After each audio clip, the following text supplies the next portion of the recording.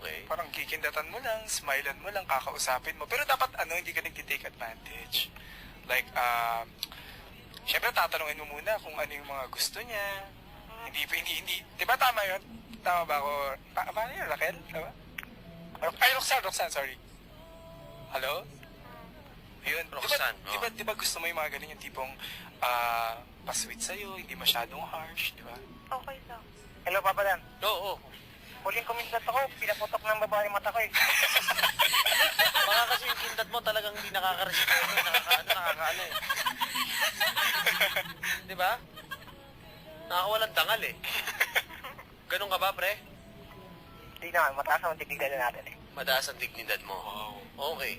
So, Myros, ikaw ba kapag nakikipag-date sa babae, pag first date, sino dapat ang gumagastos? Itong si Messi ba o si Roxanne, hati pa sila dapat? Hindi, dapat lalaki.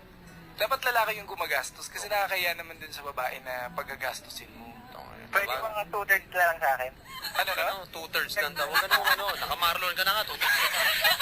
Magtala ka na ng kwek-kwek. Dali mo yung marlon mo. Suot mo sa ulo. Hello. Hello. Papa Dan. Oh. Kasi yung gagastusin ko, pambibili ko na lang ng Joe Boxer pa ulit eh. Eh, huwag ka na lang maligo, tol. Oo, ano eh. Yung pakain mo sa girlfriend mo. Joe Boxer. Langya ka. Puro ka kurputan ng ginagawa mo. Hello. Mahirap ng buhay. Papa Dan, good evening po. Sabi dito nandyan po pala si Myros. Hi, Myros. Hello. Ayan, sana magustuhan mo ang anak ko. Ikaw ang pangarap ko sa anak ko. From Lola Ising. Ano ba matanda na rin anak ito? May siya si Lola isig may Twitter. Yun na nga yun. Sabi dito eh. Liwanag. Hi, Lola. Ayan, hello mo naman po ko. Parang naamoy ko din po ang isang grupo dyan. Naku, abangan nyo po. Relax lang kayo. Isa-isa lang tayo. Relax. Alam mo, sabi dito, Papa Dan, good evening po. Nakakahawa po ang tawa ni Myros. Sana po mahawahan din niya ng kagwapuhan si Kuya. Brad, Hello, Papa Dan. gwapo ka ba? Sa ano lang, matindi ang tanong. Hindi, Papa Dan eh. Ha? Hindi. At least, hindi ka man gwapo, honest ka. Papa Dan. Oh, Ano po mga forma Ano ko? ba yung look-alike niyang artist? yan. Ano height niya? Ano po yun? Sagutin mo na agad. Si Pek.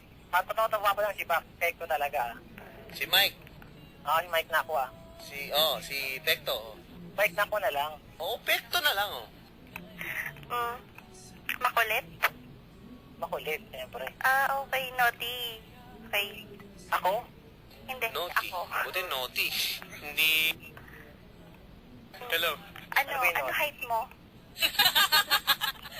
5'5", 5'5". 5'5". Okay.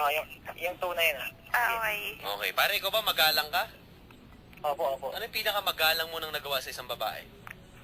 Pinakamagalang. Okay. Halatang bastos kang tao ka, no? Wala kang maalala eh. Pinilit ko namang isipin, Papa Dan eh, pero wala yata eh.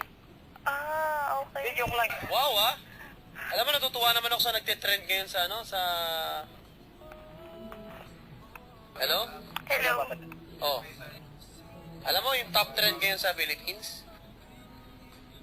Ha? Oh.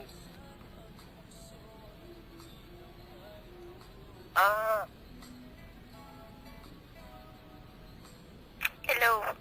Hello, te. Dali, binabasa ko yung mga trend eh.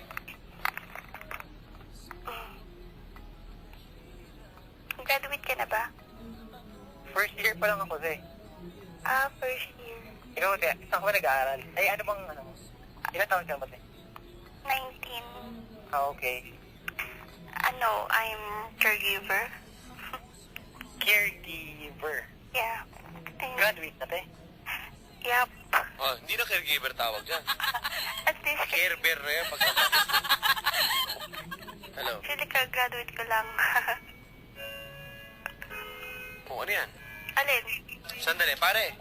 Ano ba ang mga pang-diskartihan mo para mapasagot mo ang babae? Mapasagot. Kasi, Papa Dan, ang sabi talaga, ang pag-asa ng mga medyo kinapos sa kagwapuhan, patawanin nilang daw. Ha? Patawanin nilang daw. Oo nga, Papa Dan, tama.